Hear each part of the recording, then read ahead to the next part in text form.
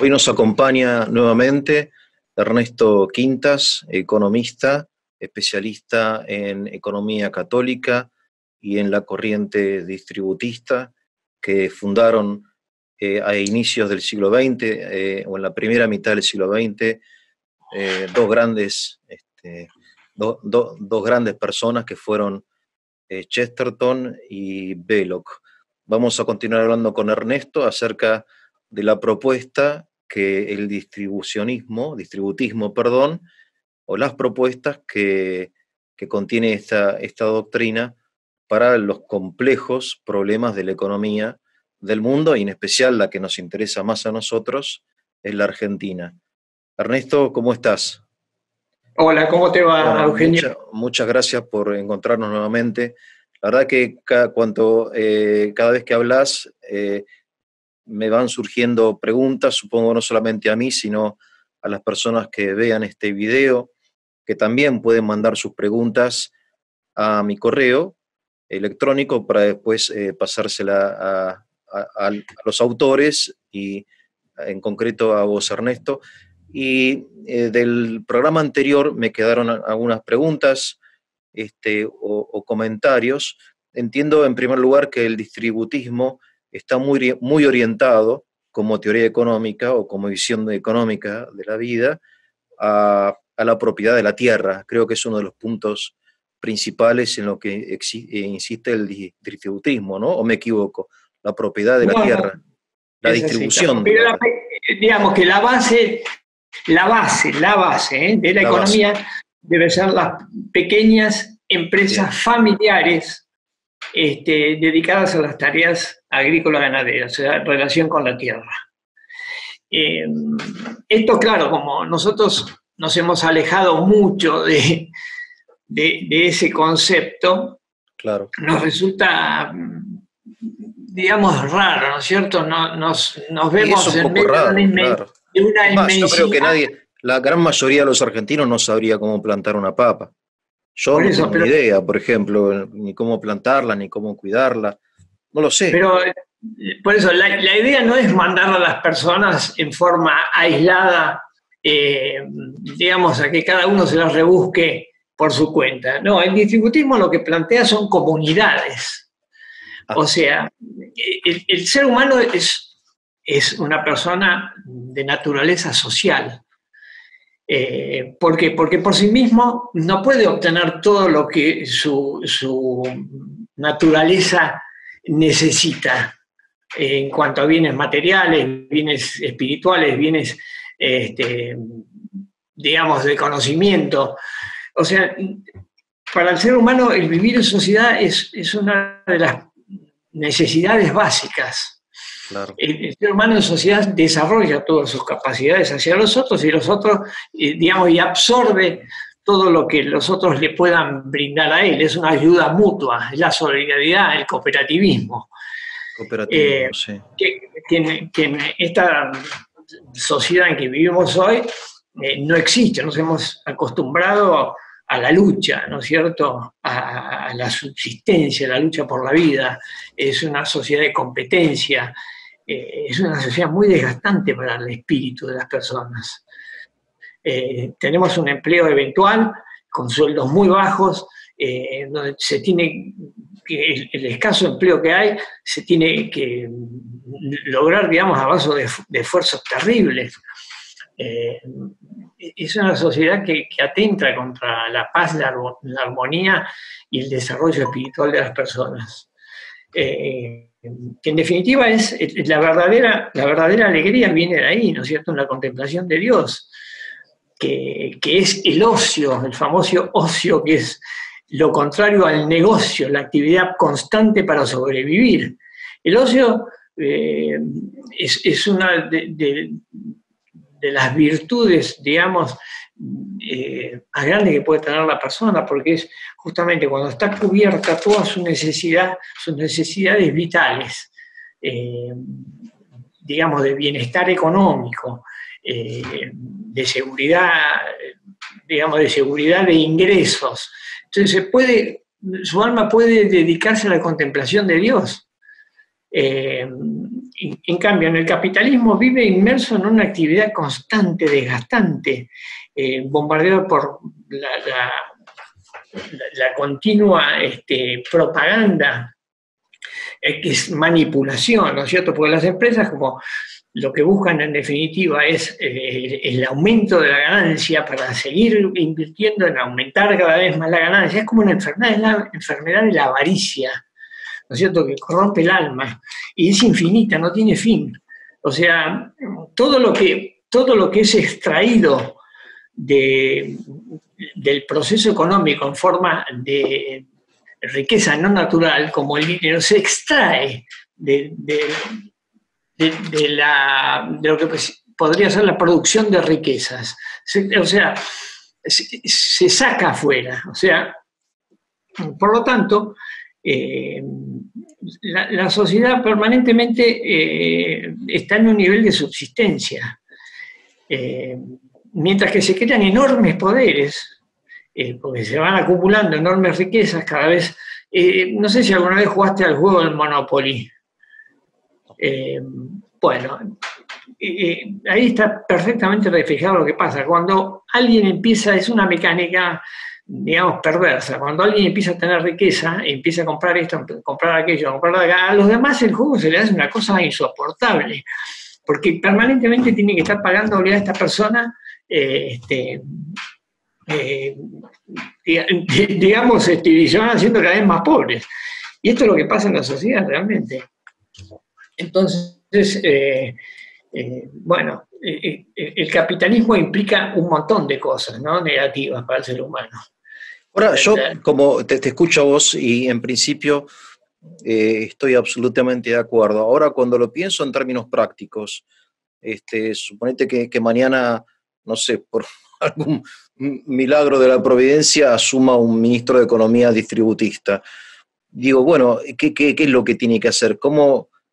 ¿Qué medidas, qué cosas para empezar? Porque, es decir, está todo tan complicado y todo tan confuso que, te vuelvo a repetir, para mí la objeción principal es lo impracticable, al menos, por eso digo, bueno, ¿qué pasos concretos se podría dar para que una economía de tipo capitalista como la nuestra, que es un capitalismo también paternalista, porque vos decís, no sé cuántos millones de personas viven de subsidios, no es capitalismo, digamos, pero que la Argentina vaya tomando pasos concretos hacia el distributismo, ¿no?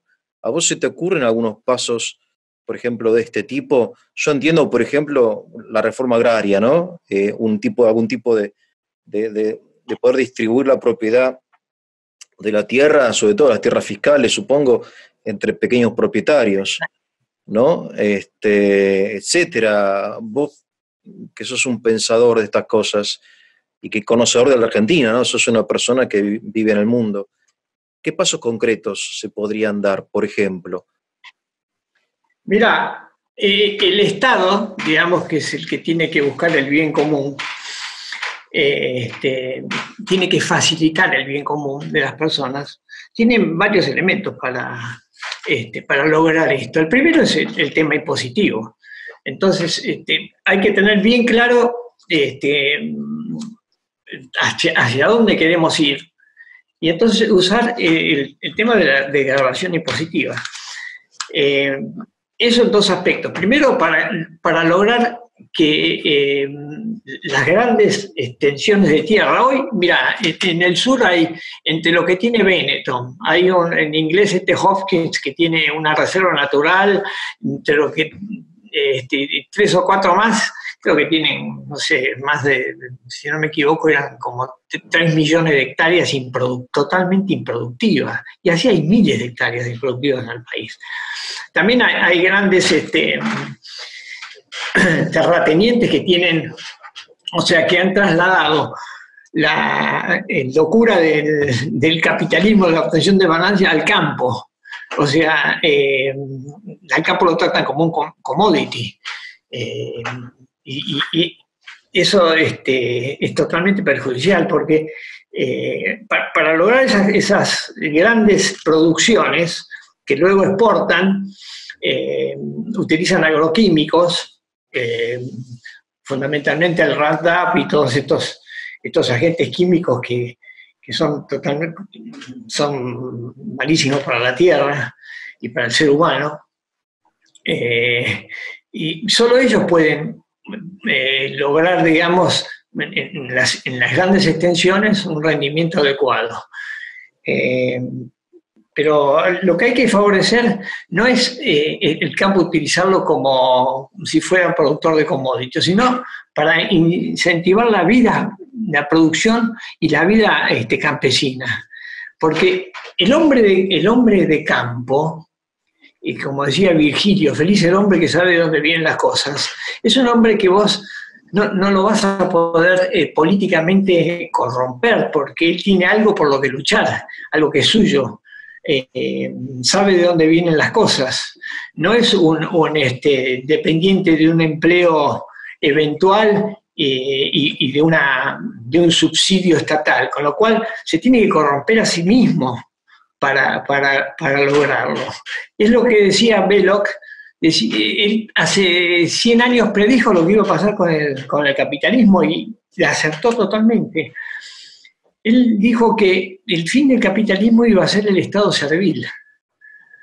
Es decir, un gran Estado donde la gente sea asalariada, dependa de un salario para subsistir y esté tan asustada que acepte cualquier condición.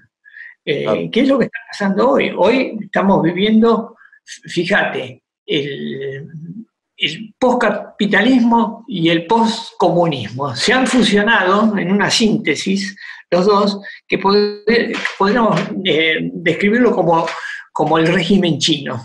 Es un régimen totalmente dictatorial con un régimen capitalista dentro, que funciona en todo su esplendor. Es la síntesis perfecta de lo que Belloc dijo que es el Estado servil. La gente, dependiendo de un Estado paternalista, con miedo a perder, digamos, sus ingresos, de la cual se las puede manipular totalmente, meterle las ideas decirle en qué tiene que pensar, en qué tiene que creer, cuántos hijos tiene que tener, cómo debe educar a sus hijos. Y es lo que estamos cayendo. El campo justamente lo que da es autosuficiencia. Autosuficiencia, digamos, moral y vital, como para que haya una clase, digamos, de lo que se podría llamar gente bien formada que no va a permitir, digamos, que estos avances del Estado y de las corporaciones nos impongan un sistema antihumano. Ahora vos mencionaste el tema impositivo, ¿no? ¿A qué te referís con eso? Que desgravar, grabar, claro, grabar, fiscales, no sé. Sí. Podés, primero, grabar las grandes extensiones de tierra productivas, claro. Favorecer la pequeña empresa productora familiar,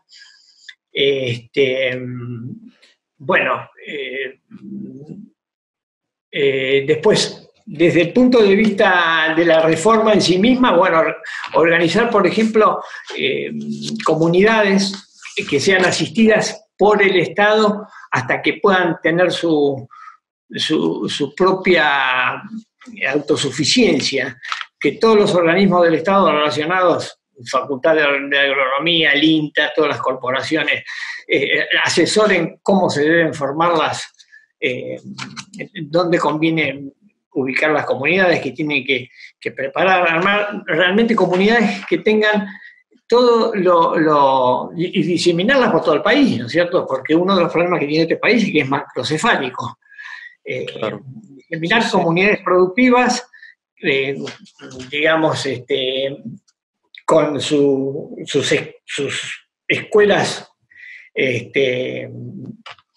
cada uno con sus escuelas donde se enseña realmente, se forme a la gente, no solamente con la educación práctica de nuestros días, sino con una educación abarcativa de lo filosófico, para que el hombre sepa dónde está, quién es, hacia dónde tiene que ir. Porque sin esto, digamos que el ser humano es una cáscara vacía. Si no lo llenas con buenos principios morales, no le das una autosuficiencia económica, pasa a ser digamos, un títere, que es lo que están buscando, ¿no es cierto? Que tengamos personas que sean fácilmente manejables.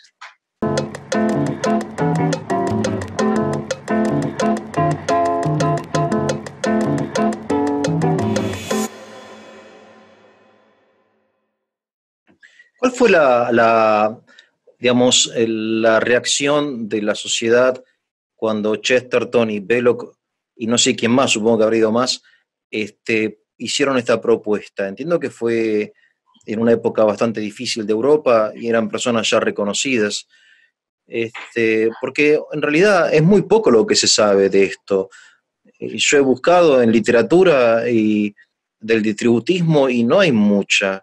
Es como que se ha callado, no ha prosperado, por alguna razón de carácter, no sé, práctico o no sé. Contame un poco de la historia de esto. Las ideas de Chesterton sí no fueron resumidas en un tratado, porque es lo que te digo, no es una teoría económica. ¿Pero no hay un tratado titulado Distributismo, por ejemplo? No, que se llame distributismo, no, son distintas ideas. Hay grupos distributistas muy grandes, hay muchos pensadores distributistas, hay una liga distributista. De hecho, el distributismo como concepto se aplicó en varios lugares. Por ejemplo, uno es en México.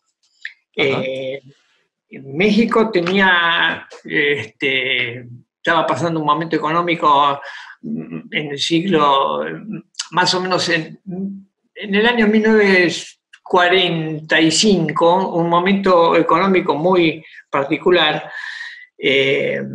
Entonces había muy pocos terratenientes que tenían cantidades impresionantes de tierra y se decidió repartirla en pequeñas granjas. Eran 10 millones de hectáreas. Se las repartió en pequeñas granjas de 2 o 3 hectáreas de tamaño. Y a partir de esta reforma, el crecimiento del Producto Bruto Mexicano creció a la par de Estados Unidos y superó el de Canadá. Fue tal, digamos, la creación de riqueza, porque hay un concepto que también es importante que la gente conozca. Uno dice, bueno, empleo es igual asocian el empleo con la creación de riqueza, y no es así, porque si yo tengo una persona que produce tomates, lechuga, o tiene gallinas, produce huevos, tiene cerdos, si lo consume él, bueno, produce esa cantidad de riqueza, pero si tiene que repartirla en una persona que, digamos, la transporte, en otra que la administra, en un banco que le presta la plata, en un abogado que le haga los contratos, etcétera, en realidad todos van a trabajar, pero de la producción de ese hombre, digamos, de esa granja. No están creando riqueza, están consumiendo riqueza. Entonces, muchas veces se asocia el trabajo con creación de riqueza, y no siempre es así. Sobre todo, bueno, con el tema de la intermediación financiera. Hoy, de cada peso en Estados Unidos, de cada peso proveniente de una producción real, de bienes reales, hay 100 pesos de producción de bienes financieros. O sea, imagínate la desproporción, la burbuja que se está armando. O sea, es la intermediación no es creación de riqueza. Por eso de las profundas crisis que tiene el sistema capitalista.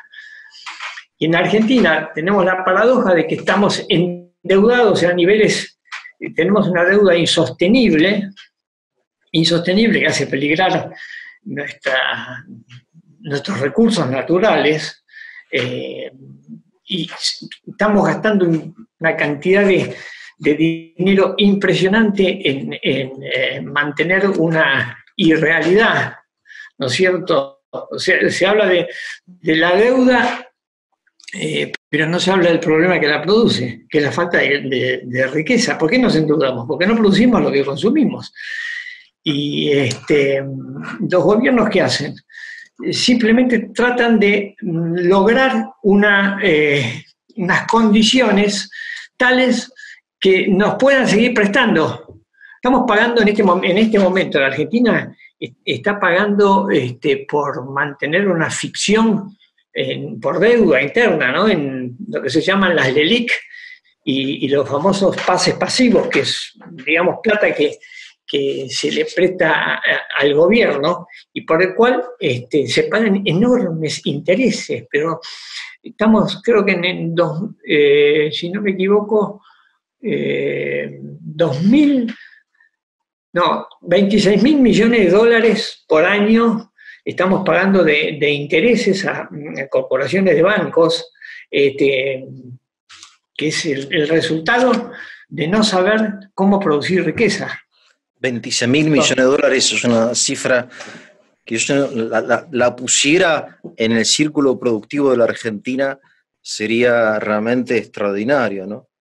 Claro. Montos que realmente pueden, bien invertidos en la producción o en la creación de riquezas, ¿no? Sería extraordinario. Extraordinario. La verdad que es un pecado tremendo, ¿no? Es tremendo. Eso es la deuda interna. Imagínate con la deuda externa, aparte. Estamos favoreciendo digamos que, porque no se sabe en qué invertir, no se sabe cómo crear riqueza. Entonces, nos estamos endeudando para financiar déficit. Ahí hay otra confusión con el tema de la moneda. La moneda, digamos que es una abstracción que creó el hombre para poder intercambiar productos que tienen distintos precios. Claro. Entonces se creó la moneda como una abstracción, algo que sirve simplemente para intercambiar cosas. Pero esa abstracción pasó a tener un valor y sobre esa abstracción se cobra dinero. Es un producto más. Sí. Es un producto más. Nos endeudamos cada vez más para tapar el déficit que produce no saber en qué invertir en un país con tantos recursos. Es una inconsistencia, es una injusticia lo que están haciendo. Están endeudándonos y pagando al capital financiero lo que tendrían que estar invirtiendo en el capital productivo. O sea, el capital productivo se está supeditando al poder de las finanzas. Entonces, acá hay que hacer un cambio rotundo en este país. Hay que, como se dice normalmente, barajar y dar de nuevo. ¿Sí? Ahora, te hago una pregunta, Ernesto, sí. Discúlpame, ¿no? Generalmente se dice que el campo es una industria, si la llamamos industria, desde el punto de vista, digamos, económico, que le daría trabajo solamente a 4 millones de personas. Por eso lo que los desarrollistas, por ejemplo, proponen es el desarrollo de la manufactura, de las industrias con mayor valor agregado, ¿no? Donde está el conocimiento, la tecnología. Esas son las industrias que van a dar trabajo y por su valor agregado van a lograr riqueza. Vos, tu visión es más, me parece a mí, de carácter cultural y agrario, ¿no? ¿No te parece a vos que una fábrica, por ejemplo, manufacturera, que, no sé, que puede hacer, no sé, el mueble de madera es mucho mejor que un bosque, por ejemplo, ¿no? Que plantar árboles? ¿Sabés lo que pasa? ¿Se entiende la pregunta? Sí. Sí, la entendí perfectamente, pero esas son utopías. Estamos esperando los capitales que nos vienen, las inversiones que nos vengan a salvar hace 80 años. Esas son utopías. Bien. Lo primero que tiene que hacer un país es movilizar sus recursos. Es que sus recursos están estén plenamente empleados. Y lo único que facilita el pleno empleo y la creación de riqueza es la tierra, en forma inmediata. O sea, tenemos que tener primero, porque si no, ¿qué pasa? Todo eso se convierte en un costo para el resto del país. Hablamos de que el Estado es grande, entonces como el Estado es grande y hay que mantenerlo, hay que cobrar muchos impuestos, entonces todas las actividades se vuelven totalmente improductivas por la cantidad de impuestos que tienen que pagar. Porque, ¿qué son los impuestos? Lo que se necesita para mantener a toda esa gente con un nivel mínimo de subsistencia, ¿no es cierto? Entonces, lo primero que hay que hacer es poner en orden la base del sistema, la base del sistema productivo. O sea, que todas las personas tengan la posibilidad de que a través de su esfuerzo, de su trabajo y sus capacidades puedan producir riqueza, que ya no dependan de un subsidio, o sea, del resto de la sociedad. O sea, paso por paso, lo primero que hay que hacer es eso, porque si no la industria, si vos, es lo que hablamos al principio, por ejemplo, el campo eficiente, vos tenés, vamos a poner que el país tenga 1 millón de hectáreas que la tengan 2 tipos. ¿Con cuánto vos, con la tecnología moderna, ¿no es cierto? Las grandes máquinas que trabajan con satélites y te aran, te cultivan, hacen todo. ¿Cuánta gente vas a emplear? Poquísima. ¿Y el resto qué va a hacer? O sea, vas a tener que depender de un subsidio, no tiene sentido. Si vos pones a cada persona, en vez de tener, digamos, un tipo que tenga 50.000 hectáreas o 100.000 hectáreas, tenés 100.000 personas o 50.000 personas que tengan 2 hectáreas, esas 50.000 personas van a comer y se van a alimentar, van a ser personas dignas, van a poder mantener a su familia, etc. De la otra forma van a ser dependientes de un subsidio.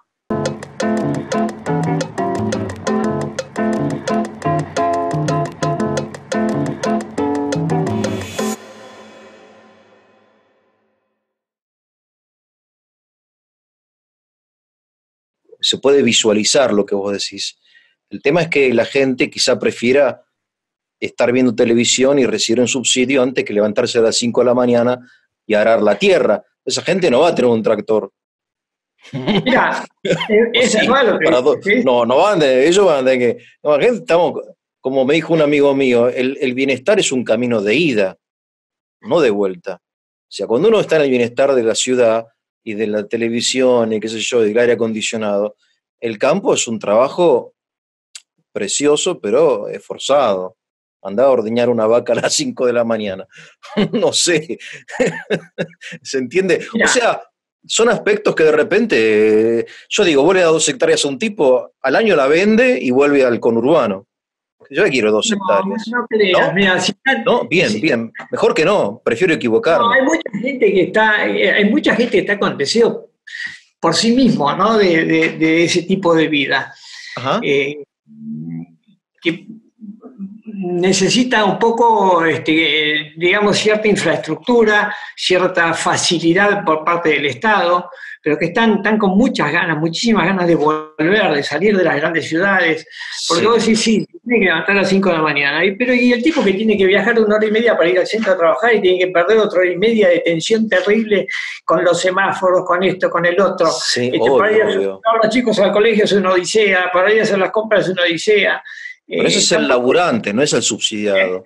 Ese es el laburante, el albañil, el obrero. No es la persona que se gana el pan con el sudor de su frente, que hay muchísima gente, pero esa gente ya está bien, esa gente no es pobre. Mirá que yo he trabajado mucho tiempo con gente así humilde, y están muy bien. Los albañiles, por ejemplo, o las empleadas domésticas, dentro de su humildad, viven con mucha dignidad.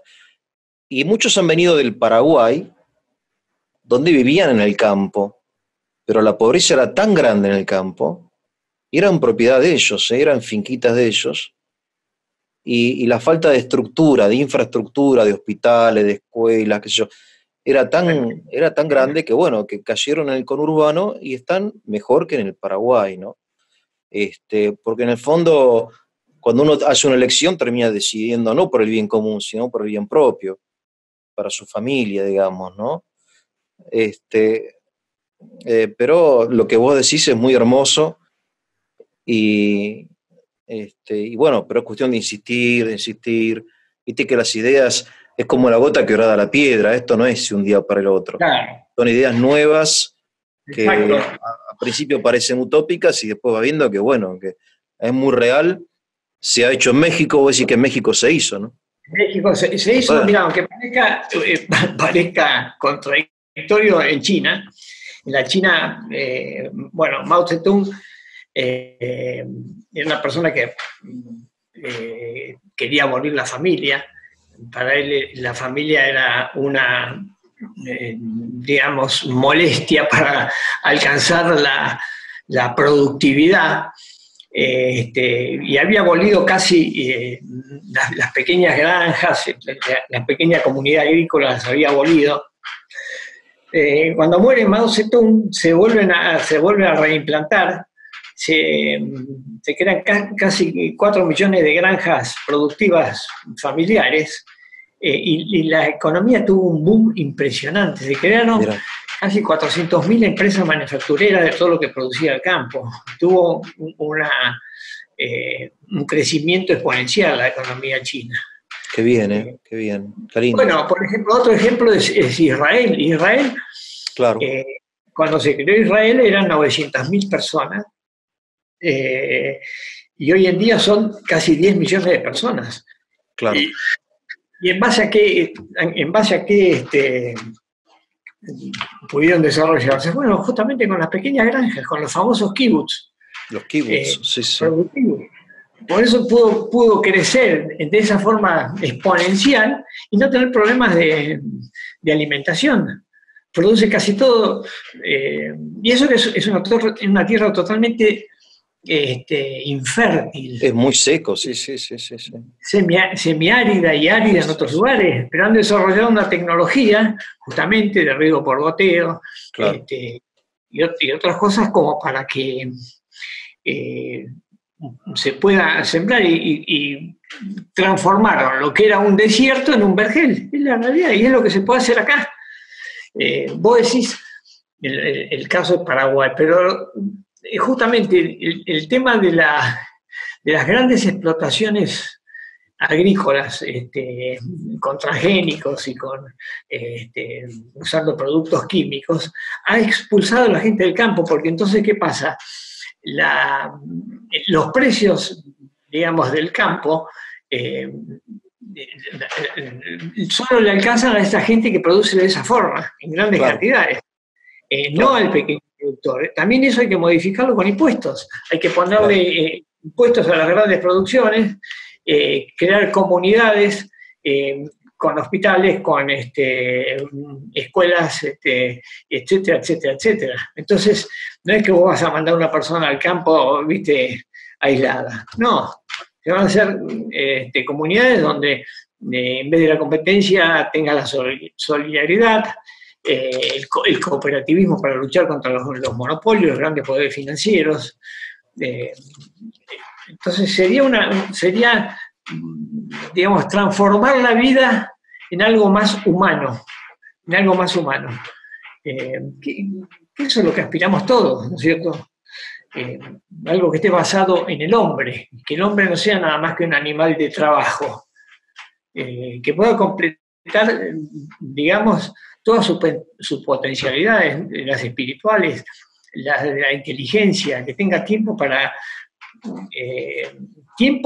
y ganas de desarrollar sus cualidades morales.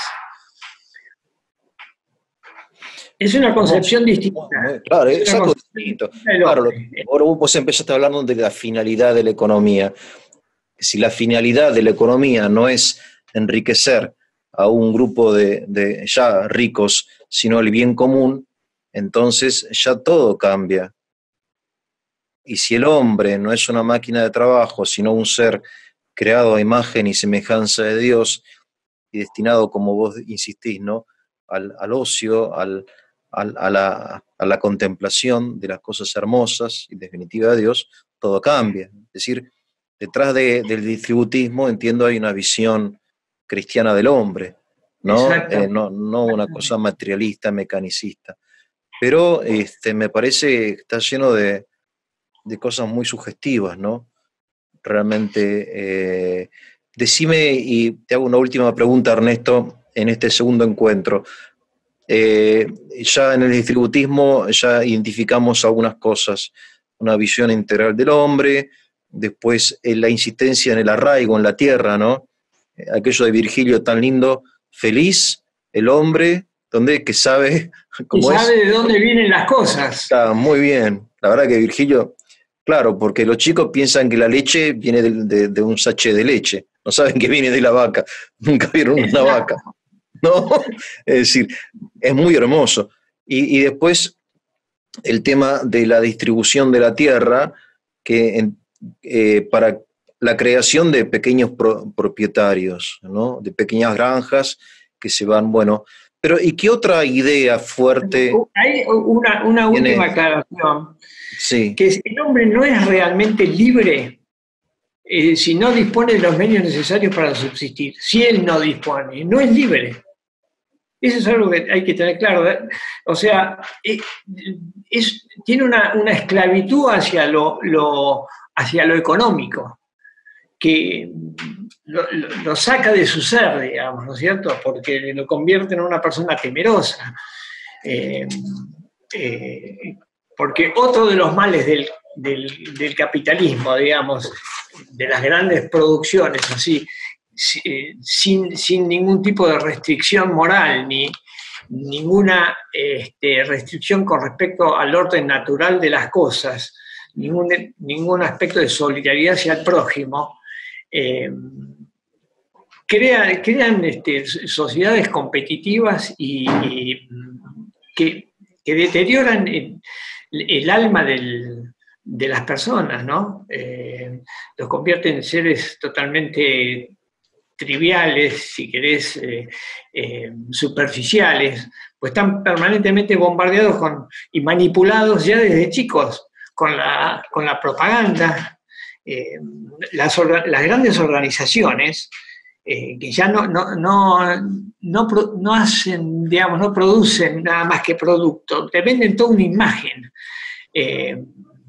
Mira, yo hace poco compré un auto a través de un sobrino mío en una empresa que el nombre no me decía nada. Bueno, tenía las oficinas en Puerto Madero. Cuando tuve que ir a firmar los papeles, tuve que ir a la oficina. Cuando entré a unas oficinas bastante grandes, digamos, tenían un cuadro muy grande con todas las marcas que poseían. La empresa esta, que a mí no me decía nada, te aseguro que eran más de 300 marcas, de todos los tipos que te puedas imaginar, desde perfumes, zapatillas, camisas, bienes así para aseo personal, máquinas, secadores, pero cientos y 300 marcas por lo menos había ahí. Imagínate la concentración. Esa pequeña empresa o sea, esa es la famosa concentración económica. Bueno, Bill Gates, que se dedicó toda su vida a la informática, ahora quiere inventar la vacuna, ¿no? Contra el COVID. Pues, ¿qué hace Bill Gates con un laboratorio? Lo que pasa es que el capital es transversal, es internacional y transversal a todos los sectores. Y acumula no solamente bienes de un sector, sino acumula bienes de todo sector. Todos los sectores. Por eso esa es la lógica del capital, obviamente, ¿no? Pero bueno, yo digo, a ver, un poco, el asalariado de todas formas tiene leyes que lo protegen, ¿no? Y evitan que sea explotado. Hay leyes laborales que hacen que el asalariado viva, al menos cuando está en blanco, ¿no? Como decimos nosotros, que tenga un salario más o menos ajustado a sus necesidades, más o menos, que no pueda ser despedido, si es despedido que tenga indemnización, que tiene leyes, está sindicalizado. En todo eso ya la época del capitalismo salvaje me parece a mí va y viene, pero se ha mejorado, ¿no? Digamos, no. Digamos que la gente que está formalmente empleada, de todos modos, los problemas morales del capitalismo los sufre, porque Sí, claro, claro. el capitalismo no solo crea un problema económico a la gente que excluye del sistema, que es gran parte de la población la excluye del sistema, sino que a los que están incluidos en el sistema les crea un problema moral de inseguridad, ¿no es cierto? Sí, De un sí, empleo sí, eventual. sí, sí, es tremendo. Tener que aceptar lo que se le diga, ¿no? No Sí, digo, sí, sí. ojo, que el distributismo no dice que el empleo asalariado esté mal en sí mismo, Claro, claro, sino sí, sí, que entiendo, no sí, puede sí. ser la única opción, tiene que haber Por otras supuesto. opciones. Y sobre todo ponerle un límite a las grandes corporaciones. Ahí sí usar los impuestos, eh, porque si el fin, digamos, de las empresas es hacer productos que sirvan al hombre, pero estas grandes corporaciones, el fin de ellos es ganar dinero, acumular poder. Entonces, si ese es su fin, están usando toda la infraestructura de las ciudades, de los ciudadanos, para lograr ese fin, que es ganar dinero. Entonces hay que cobrarle de acuerdo a los usufructos que están teniendo y a los beneficios que están teniendo de toda la infraestructura civil. Por ejemplo, colegios, universidades, un sistema de justicia, un sistema de salud.